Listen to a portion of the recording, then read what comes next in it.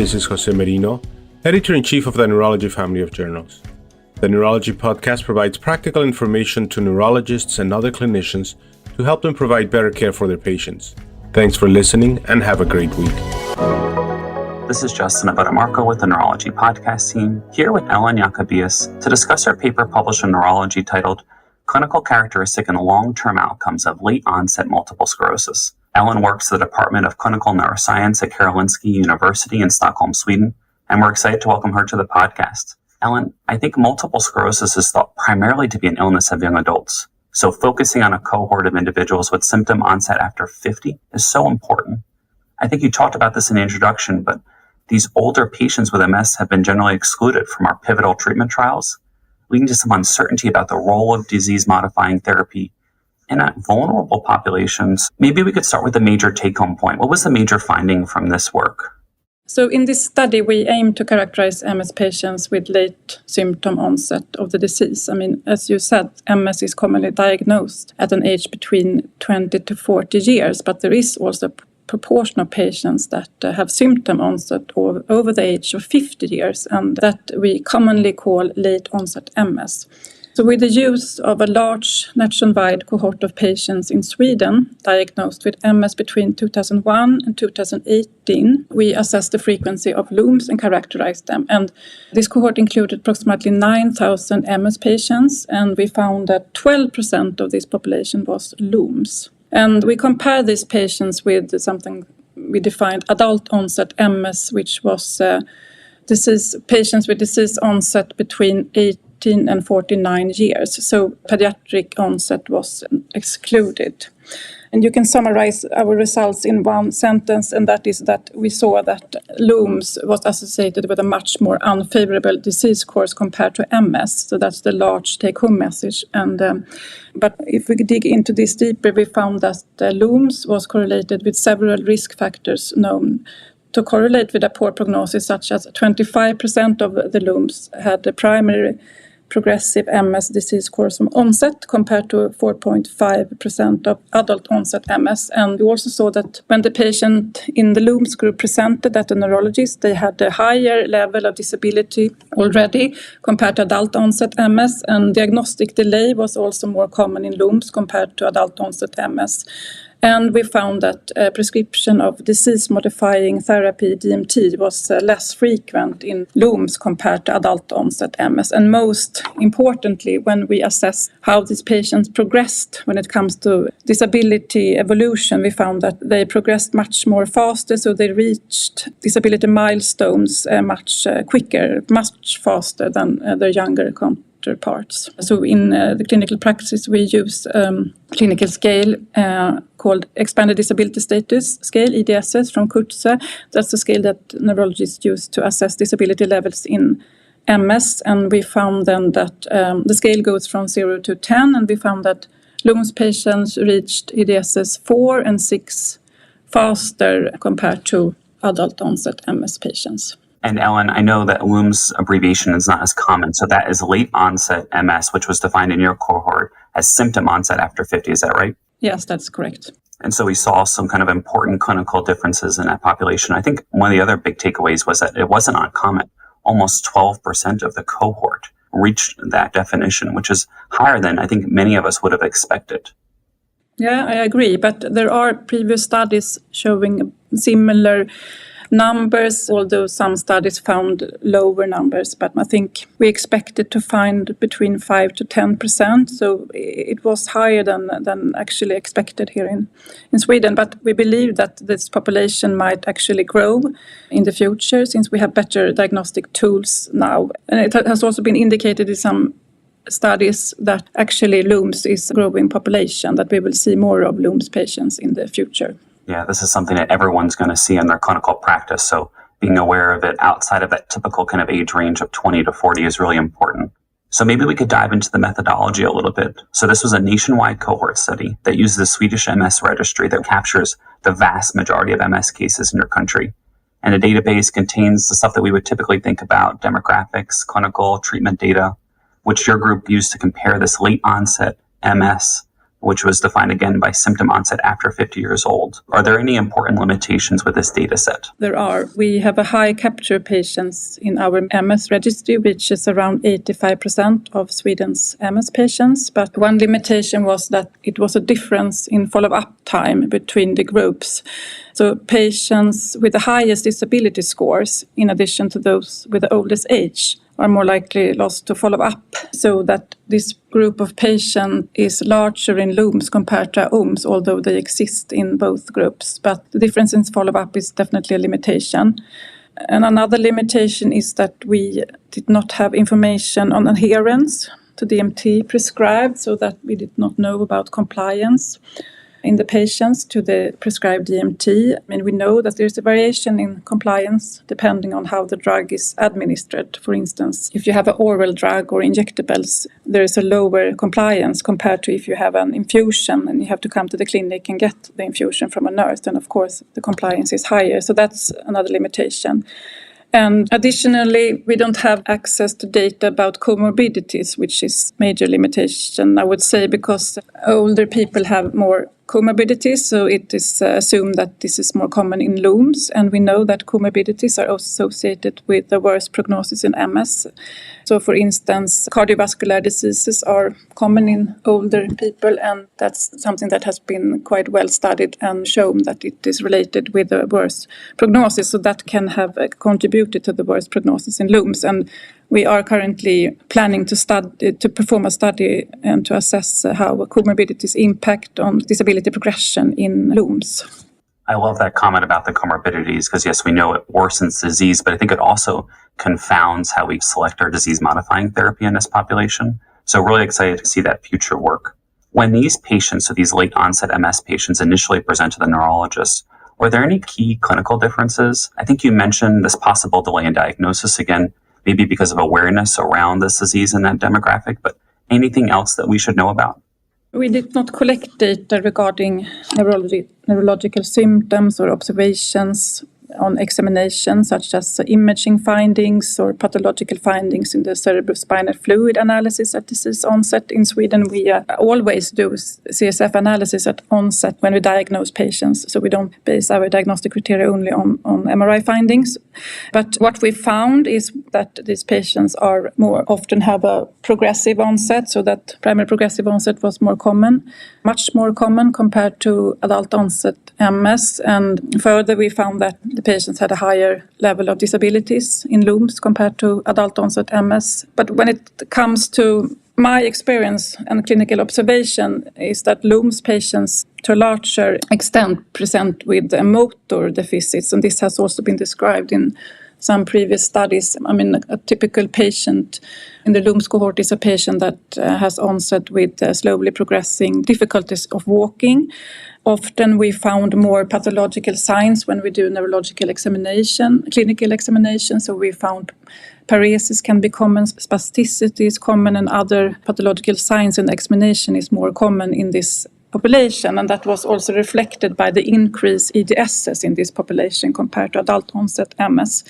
And additionally, we see that these patients have less dominance of active inflammation, so that the frequency of relapses are less common so you have a lower frequency of relapses in late onset MS compared to adult onset MS. You have also less inflammation on MRI scans, and also if the patient have a relapse, it is relatively common that recovery from a relapse is more incomplete in LOMS compared to patients with OMS, so that LOMS patients often are left with neurological sequelae. And I would also say that the cognitive dysfunction is more of a problem in LOMS compared to adult onset MS, although this has not been approached in our study, but it's an important aspect to assess in the future. So I definitely think that there is clinical phenotype that characterize LOMS compared to adult onset MS, but we have to study this in more detail. Yeah, I think you really need to have that high index of suspicion when you're seeing these patients, right? Because you talked about a little bit of a different phenotype than we may think about with adult onset MS, right? This progressive disability accrual, primarily motor deficits, and then less inflammation possibly on the MRI that can make things a little bit more challenging. What did you find in terms of disease-modifying therapy usage and prescribing in this cohort? Yes, I think we found very interesting results here. I was surprised to see that almost 75% of LOMS patients had been prescribed a DMT, even though there is a lack of evidence that DMTs are effective in older MS patients. So that was surprising, but still it was lower compared to adult-onset MS, of which almost 96% of them had been treated. When it comes to high-efficacy DMTs, disease-modifying therapies, we found that only 45%, so not even half of the patients had been prescribed a high-efficacy therapy. When it comes to disease-modifying therapy, it is always important to subgroup the patients into relapsing-remitting patients and progressive-onset patients, because in relapsing-remitting patients, normally there's an indication to treat the patient, while we know that primary progressive MS patients do not respond to DMTs. But when you look at the RR-LOMS population, we found that 87% of the patients were treated compared to 97% in adult-onset MS. So I think that was a relatively high number. And then when we looked at the primary progressive MS patient, we found that the extent was less in both LOMS and OMS, although 40% of the LOMS patients actually had been prescribed a PPMS.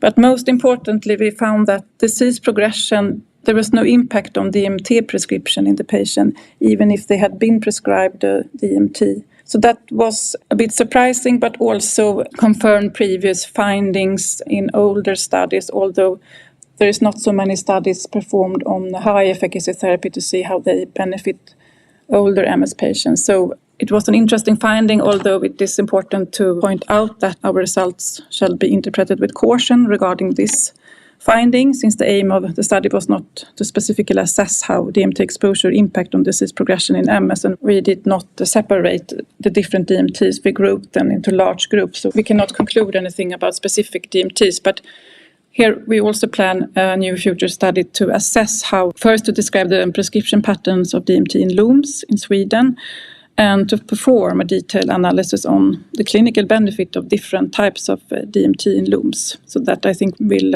answer the question more about beneficial effect of DMTs in LOMS, although our study results are in line with previous findings that DMTs have unfortunately less efficacy in this patient group. I think there were some subtle differences in DMT prescribing, which again, I think we've hinted at. There are numerous reasons for that, including comorbidities, age, the lack of clinical trial data inform that practice. It does seem like there was an increased risk of disability accrual, though, in this late-onset MS group, which at least raises the question of how we are thinking about treatment. What did you take away from that point of view when we look at the EDSS progression?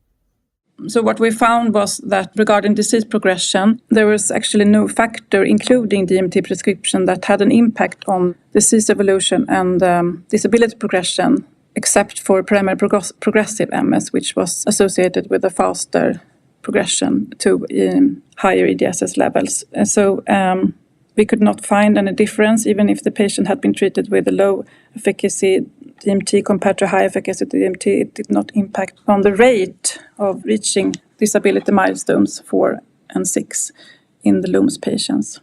And I was wondering if we could talk about something else. You made this point in the discussion, which was really astute. You said that we have to differentiate older patients with MS whose disease may have started decades earlier versus the late onset phenotype. And I thought that was important, especially in this world where we're talking about discontinuation of disease-modifying therapy in patients who are older than 55. Could you expand on that and what you were thinking and how that informs practice? I think this is an interesting aspect. I mean, can you compare a 55-year-old patient with a disease duration of maybe 15 years with a patient that just was diagnosed and is also 55 years old, and they have both the same EDSS or disability level? I guess no. I mean, first you have to take into account if the patient had been prescribed previous DMT and how the patient responded to the treatment. The patient had been on high efficacy therapy for a long time. It is probable that the patient is immunosuppressed, which complicates a new DMT prescription. And also it has had an impact on autoimmune reactivity in MS for several years. So how could that impact on the disease activity? Secondly, how does the pathology of the brain present when you compare these patients? What difference can you observe when it comes to, for instance, atrophy? I mean, a person with a high level of atrophy are more likely not to respond to DMT compared to a person with less atrophy. And we don't know exactly these answers, what they look like. What we know is that inflammation is less pronounced in patients that get older. But we don't know exactly how it looks if you compare a LOMS patient and an adult-onset MS patient at the same age. So these are very interesting questions, and we think that it's important to have future studies here to address these questions. So to conclude, it is important to treat patients individually when it comes to DMT prescription, and that is perhaps even more important for late-onset MS patients. I mean, one option could be that you could try DMT for a short period with strict monitoration regarding disease progression, and if the patient continues to deteriorate during treatment, it is probably an indicator to stop DMT. I really appreciate that point of, again, differentiating those patients from decades of symptom on disease-modifying therapy versus that new onset disease after 50. I think they have similar challenges in terms of comorbidity management, disease-modifying therapy, their risk of being immunocompromised, but how to think through them and to think about them kind of objectively using those measures. You know, if we're going to use a DMT, we're going to have strict monitoring parameters, including MRI clinical outcomes to help inform practice no matter what. Does that sound about right? Yes, I think it is important to treat these patients in the clinic as a separate group. I mean, some things you can compare with adult-onset MS patients, but in view of that, we believe that we have an increase in the frequency of LOMS and also a growing population of patients with MS and older age. We have to implicate this in the clinic, how to follow them. Maybe we should have specific guidelines for treatment and monitoration for this vulnerable group of patients, which is different to the younger counterparts. Ellen, any other thoughts? Anything else we can help with clinical practice on a day-to-day basis? I really want to point out that LOMS is a vulnerable group of patients. And since we expect an increase in prevalence of patients with MS with older age, including LOMS, due to the increased longevity of the general population and due to improvement in diagnostic procedures, it is important to increase the knowledge about this population, and I think it would be favorable to have specific guidelines how to monitor and treat these patients. And I believe that individualized treatment is key. I think you should always consider DMT prescription in a patient with signs of active inflammation, which can be visible, like if you have gadolinium enhancement, contrast enhancement on MRI scans, or you have signs of inflammation in the cerebrospinal fluid. Then I think definitely you should think about testing DMT for maybe a short while. Also, one key thing is that these patients it is important that they have access to multimodal rehabilitation for symptom management, and non-pharmaceutical treatments is central for this patient group.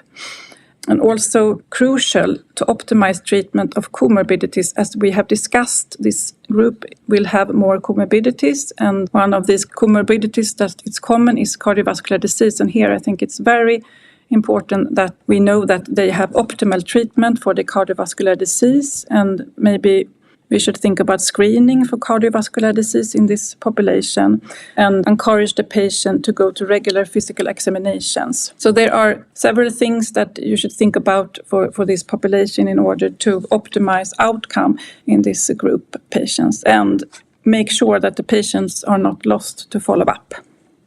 Ellen, I think that's a perfect summary, right?